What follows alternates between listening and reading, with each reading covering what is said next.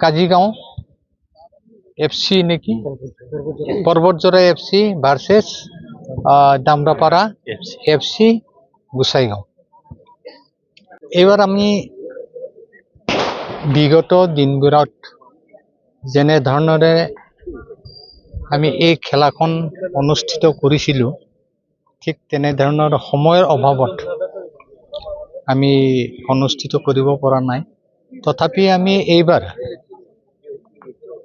8টা team লৈ গোসাইগাঁও, বঙাইগাঁও আৰু চিৰাং আৰু লোকেল কোকৰাঝাৰ 8টা টিম লৈ আমি অনুষ্ঠিত কৰিছোঁ।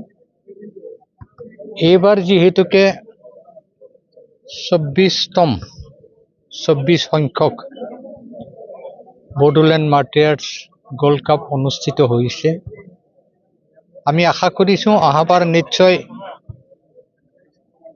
সিলভাৰ জুবিলি হ'ব। আমি খুব বেছি উৎসাহ আৰু উদ্দীপনাৰে অনুষ্ঠিত কৰিম। যাই হওক, এই খেলখন এটা মহৎ উদ্দেশ্য লৈ আমি আজি 24 বছৰে অনুষ্ঠিত কৰি আহি আছোঁ যে বড়োলেণ্ড মুভমেণ্টত যিকেইজন বীৰে তেখেতসকলৰ জীৱন আহুতি দিলে, তেখেতসকলৰ নামত এই খেলখন অনুষ্ঠিত কৰা হয়। গতিকে আমি এই আশাৰে সদায় অনুষ্ঠিত কৰি আহি আছোঁ আৰু অনুষ্ঠিত কৰি সদায় থাকিম। এই আশাত আমাৰ নৱপ্ৰজন্মই এইটোও ক'ব বিচাৰিছোঁ যে বড়োলেণ্ড মুভমেণ্টত যিমানবিলাকে নেকি আমাৰ বীৰসকলে প্ৰাণ আহুতি দিলে, তেখেতসকলৰ নাম যাতে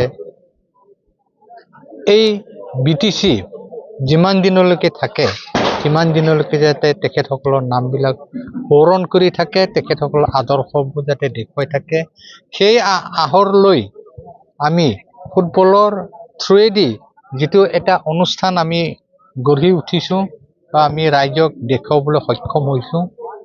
আমি আশা কৰিছোঁ নৱপ্ৰজন্মই এই আদৰ্শটো নিশ্চয় ল'ব।